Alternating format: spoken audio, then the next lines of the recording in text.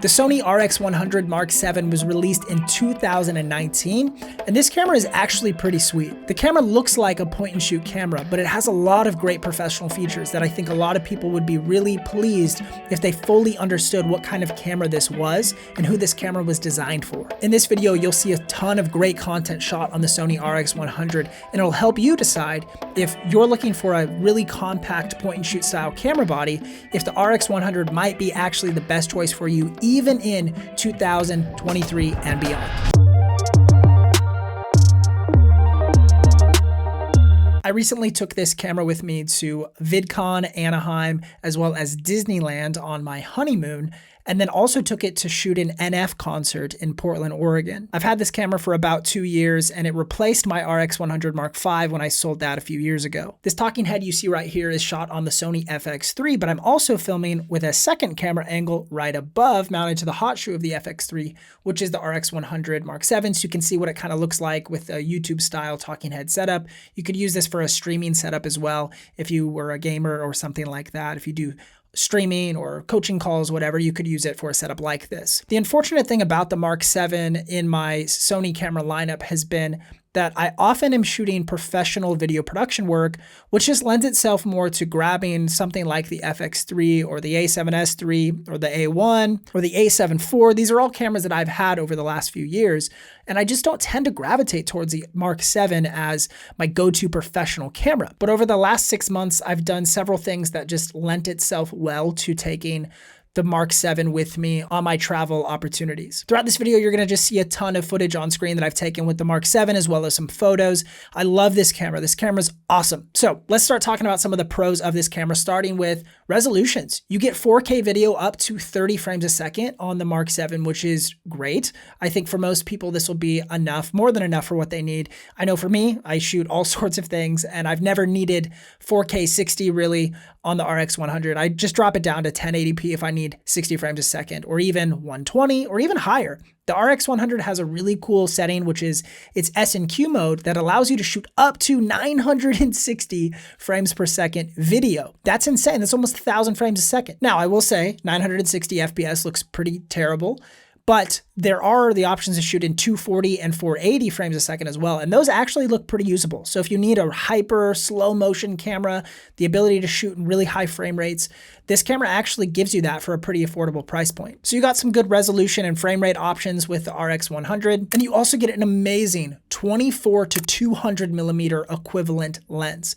This is actually the reason why I sold my RX100 Mark V to begin with, because that camera had an awesome 24 to 70 lens with a built-in ND filter. Now, the problem with the Mark VII is they couldn't keep the ND filter in the camera and still justify putting a long lens like that in the camera body. So they had to trade that off. So they put a 24 to 200 millimeter equivalent lens, but dropped the ND filter. You also get a micro HDMI card slot, as well as a 3.5 millimeter headphone jack for recording audio. So these are two great camera inputs that pretty much any videographer needs access to. And the RX100 takes amazing photos. I love the stills that are able to come out of this camera, especially the raw files.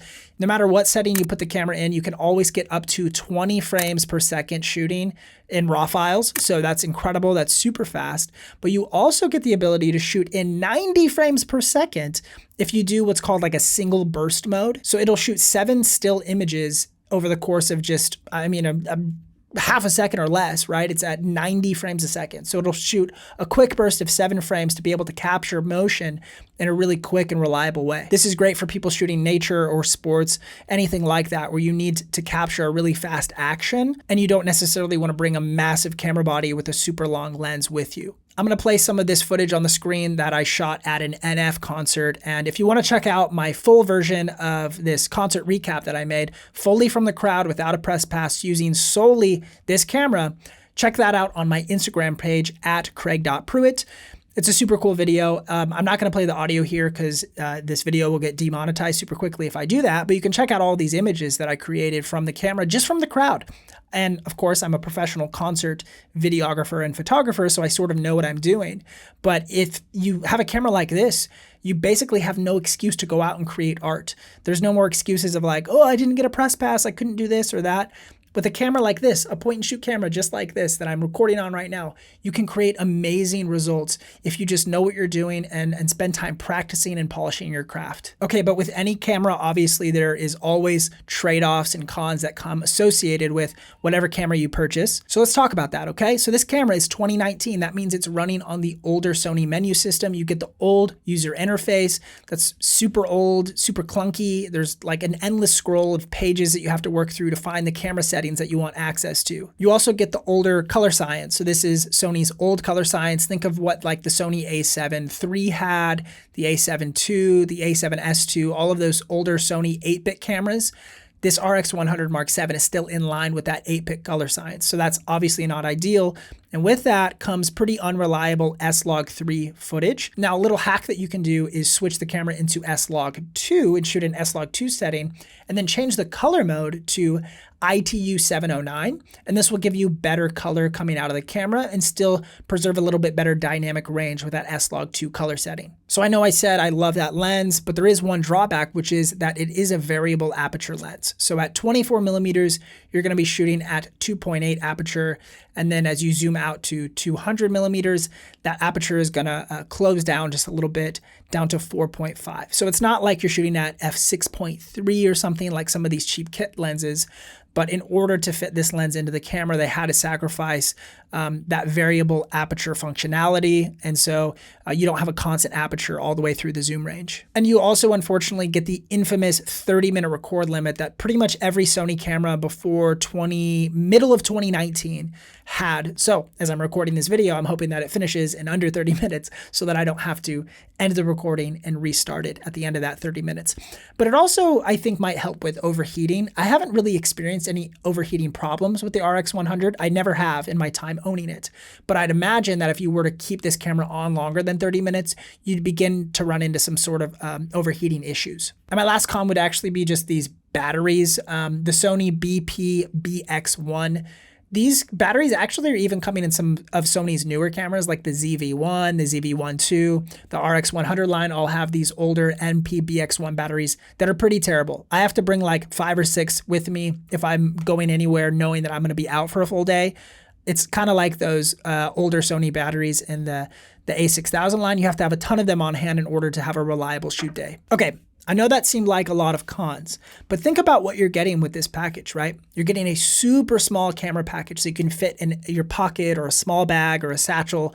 I took it in my fanny pack around Disneyland and to the concert, okay? So it's a really small camera. You're getting an awesome focal length, right? 20 to 200, a huge focal range. You're getting incredible resolutions with 4K resolution, high frame rate shootings up to 960 frames a second, all sorts of things. Headphone inputs, micro HDMI input. I mean, you're just getting a ton with this camera. This is a camera that I'm gonna keep for many, many years to come. I really enjoy shooting on the RX100 Mark VII, and I highly recommend you pick one up if you are a content creator and you like taking your camera to places in which taking an interchangeable lens camera is either not allowed or not practical. Thank you guys so much for taking time to watch this video. I have a ton more reviews of Sony cameras on my channel. You can check those out here on the screen, and I'll see you guys in the next video. Much love.